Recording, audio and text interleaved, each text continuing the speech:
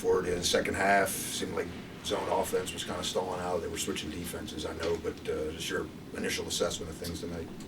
Yeah, I think it's important when teams mix up defenses. You got to really get in your offense. You can't be stunned every single play when they change it up, because teams are going to do that, especially coming into a bigger school at a mid-major. Coach King Rice, I've played him for the past 3 years. His teams always play hard. That's something they stand by.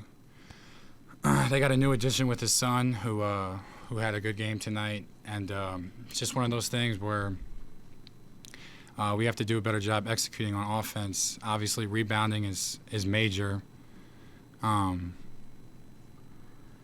But yeah, the offense was slow. When we start our offense at 20 seconds on the shot clock, and what are we in? And then we look at the clock and there's 8 seconds left. I just think we as players need to do a better job of recognizing, getting into stuff, and just kind of having confidence in yourself. We work hard a lot. Monmouth comes into our gym. Every single kid is spewing with confidence. It's oozing out of their skin. I don't know.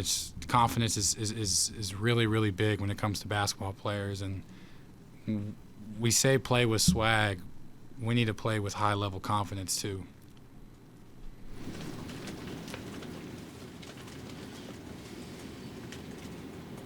Quinn, I know, in the heat of the game, you're not worried about, okay, does this guy have enough touches? Does this guy have? But now looking at it as a whole, was there a good enough effort getting Jesse the ball in the second half? Because obviously, he played, pretty well in the first. When teams kind of match up in a zone, when you look at our depth of our team, we want Jesse to be a finisher. You see sometimes I try to get in the middle, make a catch, and it's really to be a distributor. I get the catch to kind of be a point guard in the middle.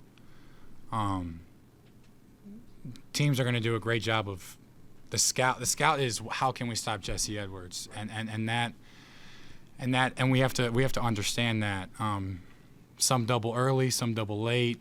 They kind of zoned up and kind of had 5 eyes on Jesse, and we just need to do a better job of cutting off him because Jesse's an unbelievable passer.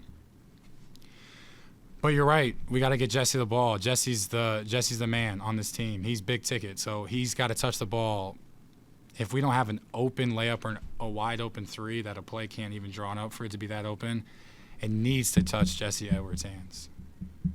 What you're talking about, you're kind of talking like a high-low kind of thing, right? Yeah, it's just a high-low, just catching the ball at the free throw line. Right. You have 2 point guards kind of behind me in the play, so now I'm playing really a 3-on-3. I try to do my best at just trying to get in there, mix up some floaters, mix up some drop downs, try to get guys some open threes. But yeah, zone offense, we're gonna need to just have some quick hitters. Some schools, when a team hops in zone, they go bam, bam, bam, bam, bam, 3 quick hitters, and we can't play zone anymore. And we have to, we can't be stunned by zone defense. What do you guys need to do better defensively? It's I hate to say this, but it was kind of like an experiment. Bob, how defense was played at West Virginia, the Javon Carters, these guys. I mean, it's easy for easy to get a Javon Carter in here and say pick up full court for 40 minutes, but for regular human beings, it's pretty tough, and we need to try to find a way to have a solid defense, but be able to impact the other opposing offense in different ways. Maybe that's picking up full court, but when you have guys playing 35-plus minutes, you just can't have it deteriorate. I'm not calling for any excuses or any things like that, but it was just tough for.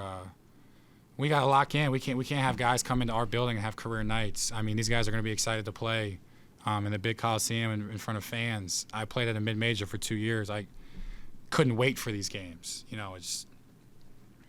It's an opportunity to show yourself, and we gotta shut that down. Just pretty much not let them breathe from the jump. Quinn, the other thing I kind of had written down was hustle plays, like 50-50 balls, their offensive rebounds off of missed free throws, things like that. Just how big were those kind of moments in this game? Yeah, we didn't get one of them.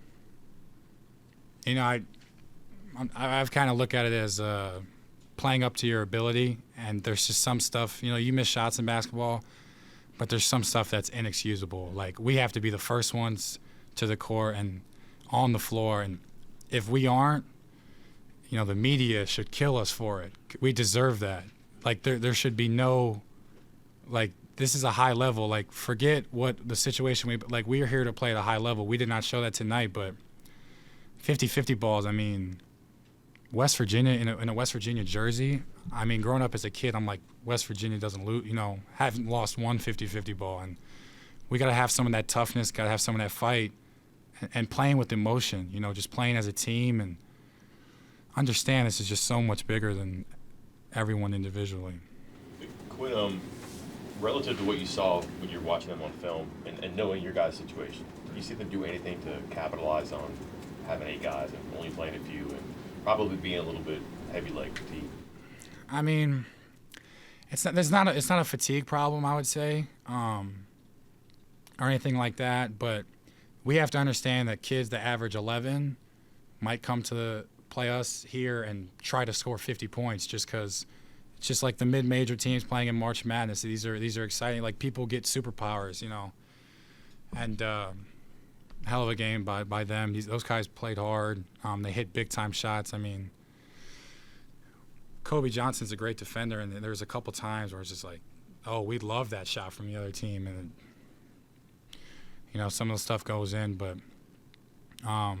like going back to the 50-50 balls, the offensive rebounds, like, we have to bring that energy, especially on our court. We can't have another team come in and have them set the tone. They ran a lot in the second half, which is maybe a time they maybe try to press some of that stuff too. Coincidence, or is that just kind of what they do? You know them, right?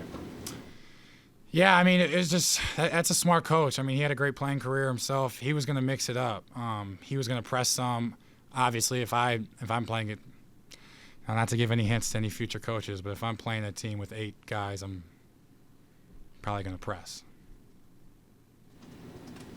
They also made you guys play 20, 30, 40 seconds of defense every time. Right. So that's the deflating part of it. That's my experience playing like University of Virginia.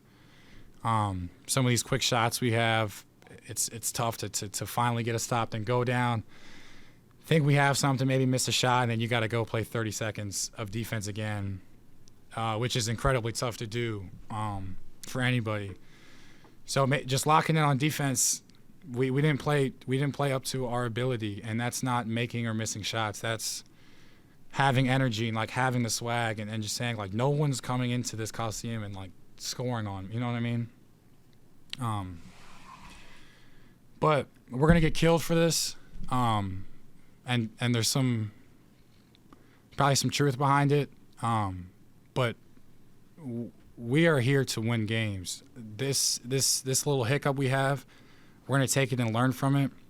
I love every single one of my teammates, and we're not gonna get bullied again.